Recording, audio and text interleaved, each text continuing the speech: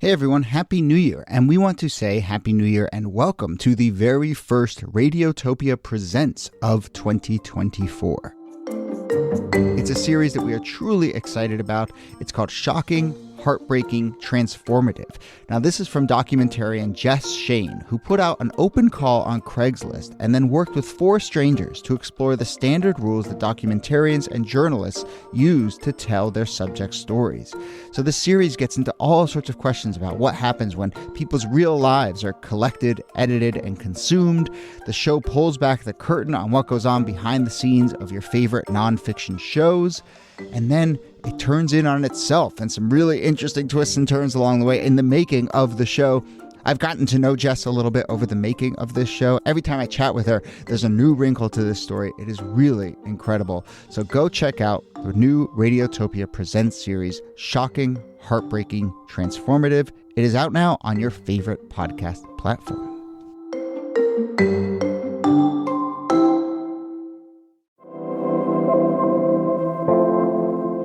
Hello and welcome to This Day in Esoteric Political History from Radiotopia. My name is Jody Avirgan.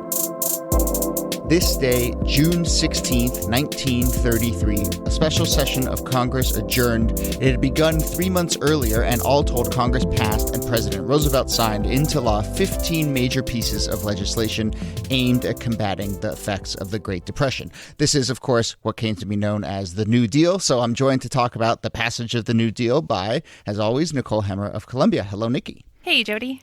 So I will confess that one of the reasons I wanted to do this topic is we saw that, this date is considered the passage of the New Deal.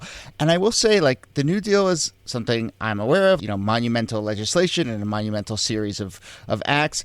I had never really thought of it as something that had to go through the legislative process and maybe was, argued and bargained over and so forth. For some reason, it just is this thing that existed, and I hadn't ever really thought about the process by which it came to be.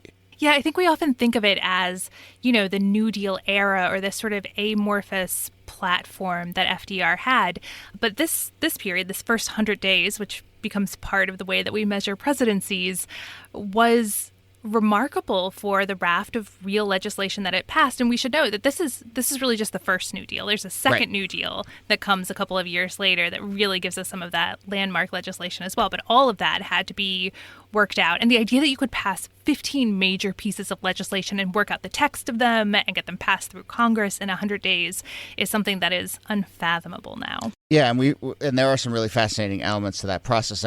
I will say, so you talked about the kind of first New Deal is the Civilian Conservation Corps, the Civil Works Administration, the Farm Security Administration, then the National Industrial Recovery Act, and then the second wave is when you get the WPA, Works Progress Administration, the Social Security Act, a bunch of other acts. As we said, there's a ton, but yes, it does come in 2 waves. And I do want to linger for a second on this first 100 days thing, because Roosevelt was the one who coined first 100 days, which has now become a kind of big talking point in presidencies. That's when you have your political capital, and that's when you can really enact your top line agenda. Roosevelt coined it kind of after the fact, but also listeners, if you do the math on 100 days, if we're talking about his first 100 days ending in the middle of June, that means that he was not sworn in until the spring, right? March 4th, I believe. So what's going on there? So, yes, March 4th used to be the day that presidents were sworn in, and you can understand from an 18th century perspective why that is. The election is held in November.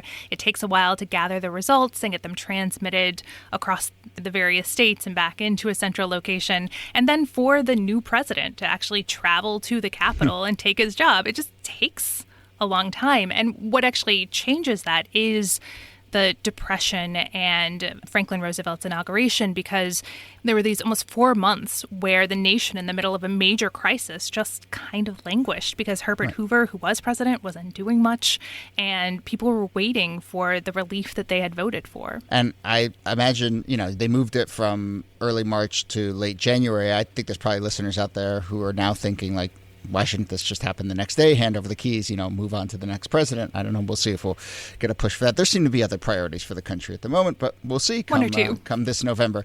So let's talk a little bit about this as legislation. I mean, when we think of massive pieces of legislation, we often think about the battles that go into it. Do you have a sense of whether there really was a anti-New Deal contingent fighting the other side of this against Roosevelt? In the broader society, there was. Certainly Republicans and conservatives in the country were very wary of this new raft of legislation that was happening. And certainly by 2, 3, 4, 5, 6 years into FDR's presidency, there was a wholesale, political coalition opposing the New Deal.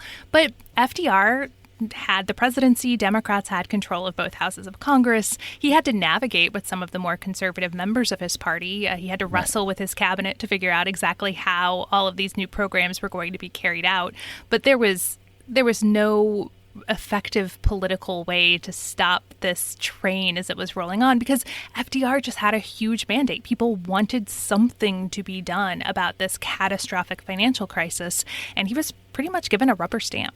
And I guess that brings us to the other big element here, which is presidential power. I mean, you said he, obviously he had both houses of Congress, this moment of crisis, but this was also really a moment in which he really seized the presidency, and he did a number of things that we think of as part of the New Deal through executive order as well. Yeah, and I think it's important to put this in the context of the time.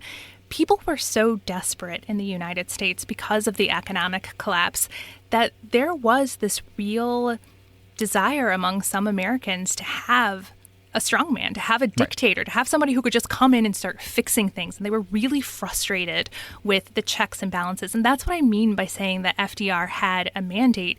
People just wanted him to do things. And so he does executive orders. He does quick legislation as well, things like the bank holiday, where he just shuts down all of the banks. And the idea that a president could do that, it's not entirely clear that he actually could, but he saw it as a thing that the country needed, and so he was going to do it. Right. And I think we've even talked about it on this show before. We've seen it play out this year. I think a lot of people had that instinct in the wake of the coronavirus as well, that the presidency should step up and there should be sort of decisive, sweeping action. And I think the thing we learned in that case and in this case and throughout is that it comes down to, the particular context, the particular action, whether you support it or not, and the particular person who happens to be president. And we can have all these laws and norms and so forth. And it's really just I like a strong man when they're doing something that, feels necessary and that I'm on board with. Yeah, I think that's always been the case when it comes to power in the U.S. We often talk about political power in terms of these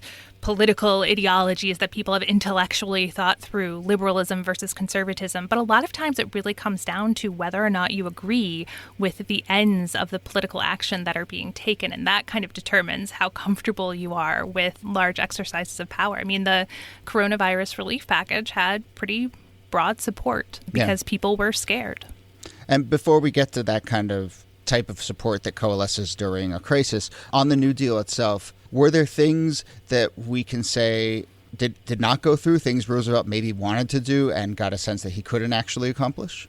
Yeah, I mean, there were things like tax reform that he really wanted, but that he didn't get, especially in those days, that he would get a little bit more of when the nation was at war several years later.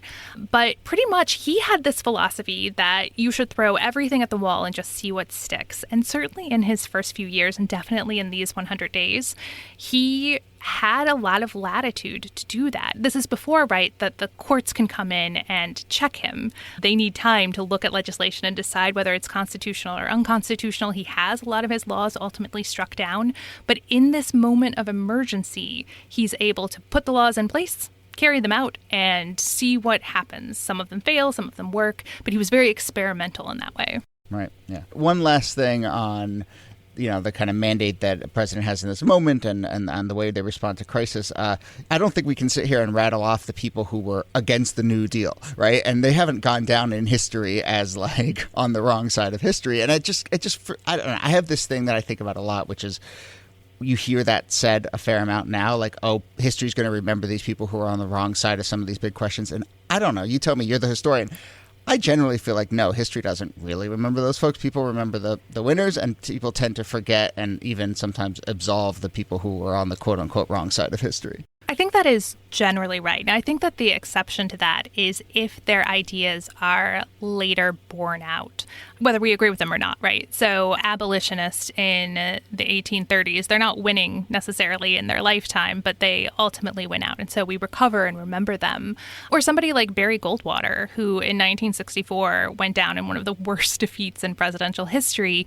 But as the conservative movement takes hold, once Ronald Reagan wins, all of a sudden people are like, oh, let's revisit Barry Goldwater. So I think it really depends on less what happened at the time and more how it fits in with our contemporary values. I want to ask one question about kind of government intervention in moments of crisis. I mean, if you look at the last 100 years or so, it seems to me like generally the response to particularly economic catastrophe has been big government intervention. We have the New Deal, the stimulus efforts, and the propping up of banks after the 2008 economic collapse. And then this year, when maybe it wasn't as big as lasting as it could have been, but nevertheless, pretty big government intervention.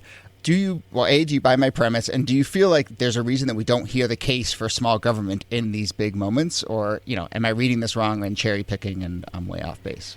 I think that it's broadly true. I mean, I think that despite the attacks from the right on the New Deal and other economic interventions, including like TARP and the Recovery Act in 2008, 2009, when people are scared, they want the government to get involved. And that doesn't necessarily always lead to long-term reforms. But in those moments, we see broad support for some kind of federal action. I mean, we see it in the 1970s when the recession is starting to hit and inflation is out of control and Nixon puts in place wage and price controls. I think what's important for people to understand is that back in the 19th century, we had a lot of really bad economic problems and the government didn't intervene. And it was pretty disastrous for a lot of Americans. People lost their livelihoods, they lost their lives because there was no intervention. The belief was you sank or swam on your own and the government didn't really have a role in helping you. Yeah. Okay, we're wrapping up, but I do want to do one thing which we do from time to time, which is talk about some of the other things that happened on this day that we haven't gotten to, and there's an interesting list here, so we're going to rip through 3 of them and give quick takes on them. But in 1858, Abraham Lincoln said something that I think a lot of people have heard. The line is, quote, "A house divided against itself cannot stand." And I have always felt like that line gets misinterpreted, and it gets interpreted as a call for bipartisanship, when in fact, as I see it, it was a call for, hey, slavery's over, you better get on board and stop dividing this house. But is that right? That is right. Like, this is a my way or the highway statement, and people read it as, like, let's all come together. But remember, this is like 20 years plus of politicians not being able to come together at all. Like, right. Yeah. Okay. In 1992, Bill Clinton has his sister soldier moment. Do you want to sort of quickly give your take on that? Yeah. So this is the sister soldier moment where he denounces a black rapper. And part of the reason that he does it is because he wants to show that he's not in hock to the black vote and appeal to white voters. This does not go down well with a lot of black voters, but it becomes sort of like his triangulation move that he can be both a civil rights guy and the hero for white voters. Right. And then in general now, I think among political media, certainly a sister soldier moment is thought of as a time when you try and repudiate the most extreme, or what you see as the most extreme elements of a group while still potentially aligning yourself. And I think we will see a lot of those attempts of triangulation over the rest of 2020 for sure. I think you can count on it. And then our third one, I don't know, do people remember this? In 2015, there was this TV personality. He had some reality TV shows. He'd also written some books, or had some books ghostwritten for him. But this guy, this real estate mogul, Donald Trump, he came down the escalator in Trump Tower and announced that he was running for president. That was on this day in 2015. You are not required to give a take on that. We've talked about the president plenty, but... Well, I'll give you one take. I remember texting furiously with friends while it was happening, but something important for people to remember is that it was the very next day that Dylann Roof carried out his massacre of 9 black churchgoers. And I think that those two events, though not related at the time, I think are married in the historical imagination. And certainly two events that punctuate and capture this era. Wow, I don't think I'd realized those were back-to-back in the same year. Wow. Okay, well, that brings us to the end of this episode. Thank you, as always, Nicole Hemmer. Thank you so much, Jody. Cool. This Day in Esoteric Political History is a proud member of Radiotopia from PRX. You can find out lots more about the show, including how to suggest a topic at thisdaypod.com. Follow our Instagram and Twitter feeds at thisdaypod. Our researcher and producer is Jacob Feldman. My name is Jody Avirgan. Thanks again for listening, and we'll see you soon. I shall ask the Congress for the one remaining instrument to meet the crisis. Broad executive power to wage a war against the emergency as great as the power that would be given to me if we were in fact invaded by a foreign foe.